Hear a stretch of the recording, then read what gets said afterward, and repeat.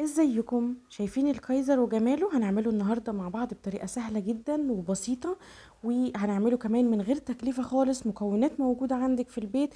الطريقه دي انا بعملها دايما، ما بستغناش عنها.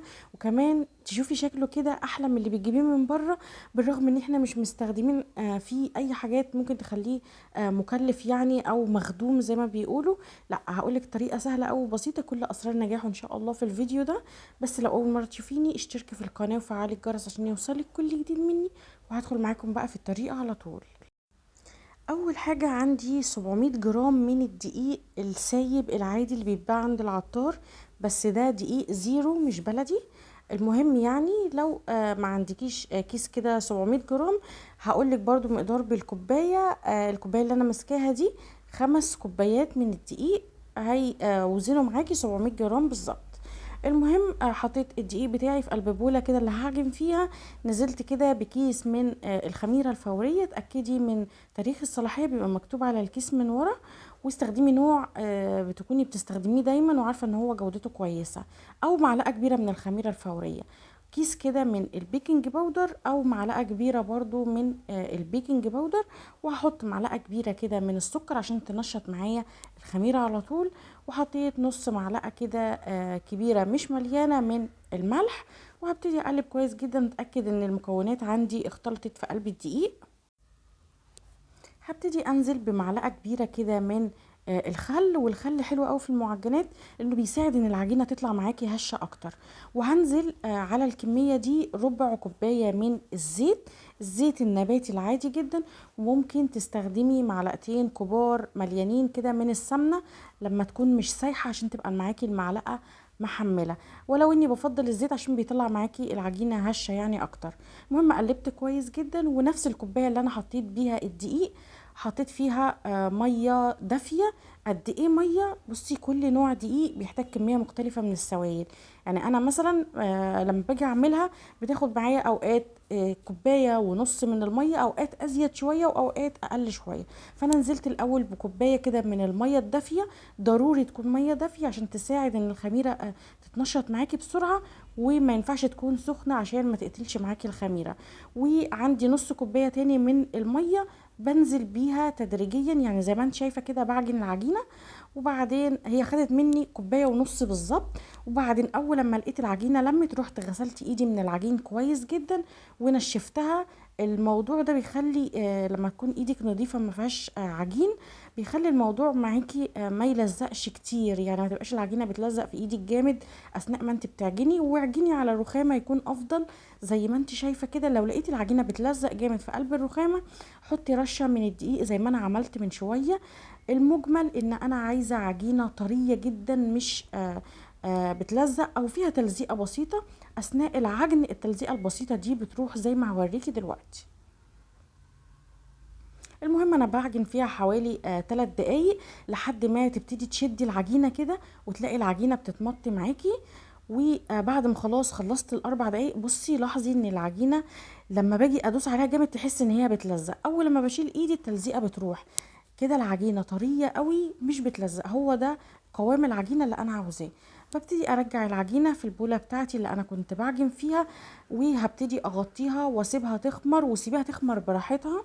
ما تتقيديش بوقت، على حسب درجة حرارة الجو عندك. يعني انا سبتها حوالي ساعة. اول لما لقيتها خلاص ملت البولة بتاعتي كده وشميت ريحة التخمير بتاعها، ابتديت انزلها على رخامة عندي. وفي المرحلة دي هنبتدي نجزأها على حسب انت عايزة كام واحدة من الكايزر. يعني مثلا انا اوقات بعملها على 15 واحدة من الكايزر، اوقات بعملها على 12، اوقات بعملها على 13، على حسب بقى الحجم اللي انا عايزاه. انا المرة دي عملتها على 13 واحدة من الكايزر، لان انا كنت عاملاه حجمه كبير. فانت ممكن تعمليها على 15 واحدة، وممكن كمان على 20 واحدة. وهقولك انت بتضاعفي الكمية بتاعتك، يعني ممكن تصغري القطعة بتاعت العجينة وتسيبها تخمر كويس جدا. هتلاقي وحدة الكايزر معاكي نفخت قوي، لان طبعا بيدخلها هوا لان احنا بنسيبها تخمر تاني، فبيبان لك حجمها كبير قوي. المهم ان انا جزأتها على حوالي 13 قطعة. جبت عندي صاج، ويفضل يكون صاج عشان تنجزي يعني وتعمليهم كلهم في نفس المكان مرة واحدة. ببتدي اخد قطعة قطعة وبقفلها كويس جدا وببرمها بايدي زي ما انت شايفة كده. ما تضغطيش عليها من فوق عشان ما تهبطش معاكي، او تلاقيها ابتدت تختمر من الجنب، يعني تبتدي تفرش معاكي في قلب الصاج.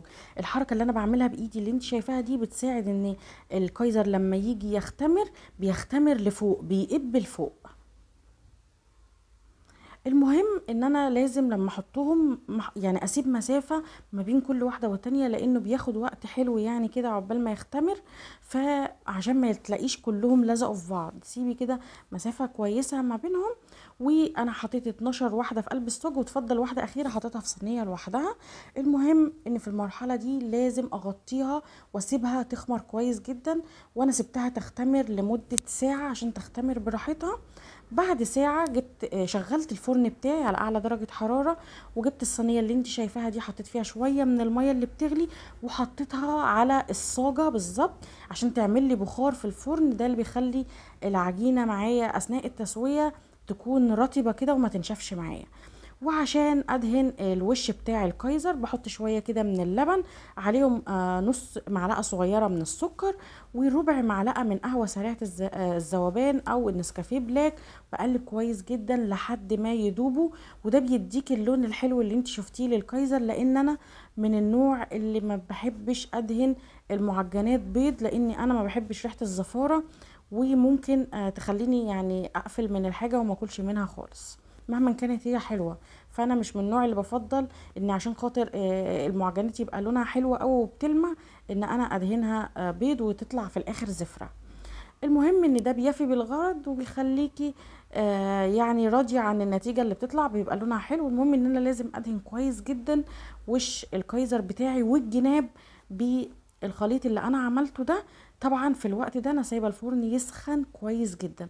بعد ما خلصت خالص دهنتها كويس جدا، هبتدي احط شويه كده من السمسم على الوش، وهدخل الكايزر بتاعي في الرف اللي في النص على اعلى درجة حرارة في الفرن عندك. والفرن لازم يكون سخن جدا. طبعا احنا سيبناه يخمر كويس، فهو داخله هوا كتير. ما تقلقيش ان هو يطلع معاكي عجين، مستحيل الموضوع ده يحصل. هو بكتير وفي الفرن بياخد 15 ل 20 دقيقة على حسب درجة حرارة الفرن بتاعك. ومش هيطلع معاكي عجين ولا اي حاجة طالما انتي سبتيه يختمر في المرة التانية كويس. يعني انا سبته ساعة عشان اتأكد ان هو يطلع معايا مستوي كويس جدا. طبعا بعد ما خرجته من الفرن بعد حوالي 17 دقيقة كده، وهو بياخد اللون من فوق ومن تحت، او ممكن تشغلي الشواية ياخد اللون البسيط عشان يطلع معاكي باللون اللي انت شايفاه ده. اول لما بخرجه من الفرن برشه كده ببخاخ من المية كويس جدا، وبعدين بغطيه واسيبه لحد ما يبرد، ما تشيلهوش وهو سخن.